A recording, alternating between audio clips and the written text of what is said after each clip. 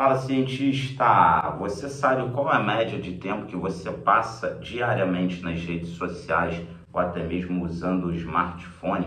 Eu não estou aqui para julgar ninguém não, mas estou aqui para relatar mais uma vez toda essa experiência que eu venho vivendo. Então hoje eu quero falar da compulsão. Pode ser focada para usuários, consumidores de conteúdo, quanto para produtores de conteúdo como eu. Eu, no caso, confesso que acabei me tornando um tanto compulsivo, tanto pelo consumo de conteúdos, quanto pela produção. Parece que o nosso tempo está valendo ouro, né?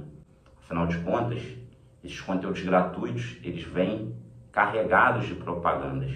E daí vem esse interesse de todas as marcas que fazem propagandas impactarem a gente e terem a nossa atenção. Então, se você, como consumidor de conteúdo, e até mesmo como produtor de conteúdo, passa horas e horas e horas de um dia que tem 24 horas na internet, é bom repensar um pouco sobre isso. Tem um aplicativo dentro do próprio telefone que indica quanto tempo de internet ou de redes sociais a gente está utilizando. E é muito interessante dar uma olhada nisso, porque muitas das vezes a gente acaba não percebendo esse excesso. Muitas vezes também a gente acaba arrumando justificativas para que a gente possa passar mais tempo ali. Mas eu, particularmente, acho que para quem consome conteúdo, 2 horas por dia seria uma boa carga horária de conteúdos, né? Já para quem produz e trabalha com isso, principalmente com o intuito de monetizar e ter a sua renda através da internet, às vezes a gente já precisa ter quase que uma carga horária do que seria um trabalho formal, 8 horas por dia. O problema é que para quem trabalha com internet, especialmente no ambiente familiar, no ambiente de casa, como eu, a gente acaba tendo dificuldade de separar um pouco, pelo menos é o que eu sinto. E todo mundo quer um feedback positivo quando se está na internet. Por exemplo, para pessoas que simplesmente postam conteúdos e esperam engajar um pouco, um número de seguidores ou de inscritos, como no YouTube, muitas vezes você quer um like, um comentário, porque é o que vai fazer o algoritmo jogar esse conteúdo para outras pessoas. Para quem trabalha, também é importante, porque mal ou bem um like, um comentário, um compartilhamento, um inscrito, um seguidor, significa um pouco mais de visibilidade e reconhecimento do seu trabalho. E quem sabe, mais uma possibilidade de monetizar através de venda de cursos, de venda de produtos. E toda essa compulsividade por produção de conteúdos ou consumo de conteúdos, ela tem muito a ver com a produção de dopamina. Então, basicamente, nós temos 2 tipos de produção de dopamina no nosso organismo. A produção tônica, que é uma produção um pouco mais numa linha horizontal. E tem a fásica, que ela também se mantém numa média, mas ela sobe um pouco e desce um pouco, sobe um pouco e desce um pouco, como se ela tivesse alguns picos. Quando a gente começa a ter um comportamento compulsivo, quanto mais você joga a dopamina fásica lá para cima no pico, picos de dopamina fásica, mais a sua dopamina tônica baixa. E com isso, a motivação para qualquer coisa.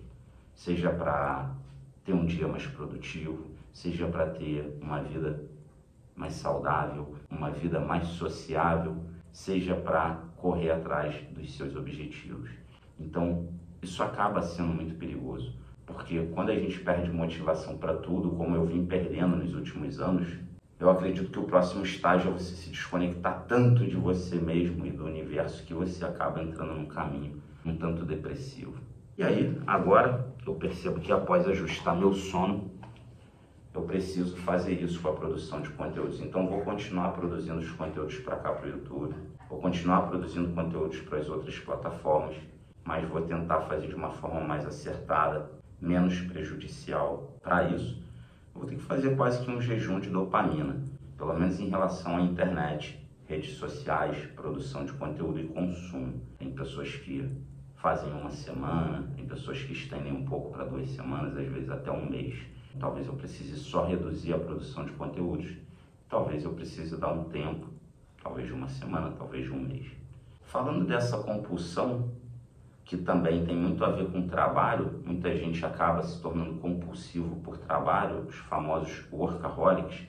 Eu quero deixar aqui agora um vídeo de uma apresentadora de uma emissora nacional aqui do Brasil, muito importante, que teve um burnout ao vivo enquanto apresentava o programa. Esse relato é muito impactante, porque a gente acaba vendo que a compulsão, os maus hábitos, priorizar só trabalho, é uma coisa que a gente tem que botar muito na balança, porque a vida tem muito mais coisas a nos oferecer.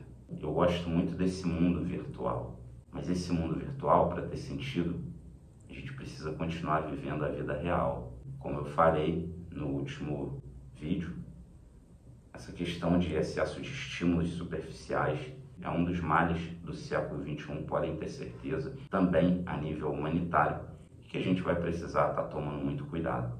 Então agora, o que eu peço a você é que você, além de comentar aqui embaixo como é que está a sua rotina em relação ao consumo de conteúdos, quanto tempo você usa aproximadamente por dia, um bom sinal para entender um pouco isso e saber se já está desenvolvendo uma certa compulsividade é saber se quando você não tem o telefone na mão ou muito perto de você, se você fica muito desconfortável.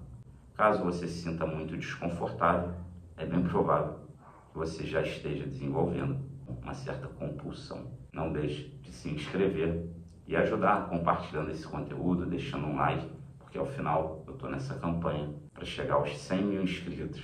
Então olha só, né, que doideira. Ao mesmo tempo que eu preciso diminuir a produção de conteúdos, ter mais cuidado e mudar a minha jornada em relação a isso, eu também preciso continuar buscando os meus objetivos aqui na internet. Assistam o vídeo. Nos vemos na próxima. Ossa! Eu vivi um burnout ao vivo quando fazia a previsão do tempo.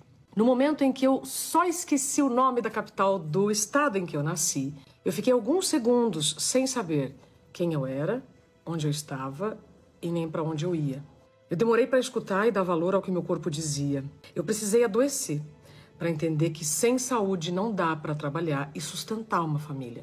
Esquecer a chave de casa é bem diferente de esquecer onde você mora. Eu demorei para entender isso. Eu demorei para reconhecer que trabalho não é família. Família é um grupo da sua vida. Trabalho é outro. Eu amo trabalhar. O trabalho não é o problema quando é coerente, quando não tem assédio, abusos, e especialmente quando você reconhece e pode comunicar os seus limites, quando você é ouvido. Em 2018, eu trabalhava na maior empresa de comunicação do país. Eu, especialista em comunicação, mas eu não sabia me comunicar comigo. E fui negligenciando muita coisa que meu corpo tentava me dizer. Eu vivi um burnout ao vivo quando fazia a previsão do tempo. No momento em que eu só esqueci o nome da capital do estado em que eu nasci, eu fiquei alguns segundos sem saber quem eu era, onde eu estava e nem para onde eu ia. A visão ficou turva, a boca secou, o coração acelerou, o estômago embrulhou, as pernas ficaram bambas e teria sido muito melhor se eu tivesse desmaiado. Provavelmente eu teria sido socorrida. Mas como uma dor que não sangra é questionável, eu ainda terminei meu expediente e aí quando eu cheguei no médico, eu já estava sob risco de convulsão. Eu nasci dia 1º de fevereiro de 81 e renasci dia 14 de agosto de 2018, porque eu poderia ter sofrido um grave acidente nesse deslocamento, sob risco de convulsão.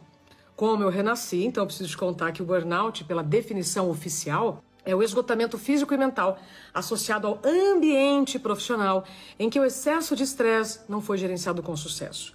É doença do trabalho pelo Ministério da Saúde desde 1999 e fenômeno ocupacional pela OMS desde 2019. Burnout, pela minha definição, é a ausência de si mesmo por longos períodos. Moral da história. Crachás nós podemos ter vários, empregos também, a gente pode mudar de carreira, mas vida é uma só. Não existe vida pessoal e vida profissional. Vida é uma só. E está na hora de já sabermos que nós vamos precisar lidar com objetivos pessoais e profissionais, tentando o equilíbrio o tempo todo. Então, cuidado com a zona de desconforto. Saúde mental é um direito de todos nós, e não o privilégio de alguns.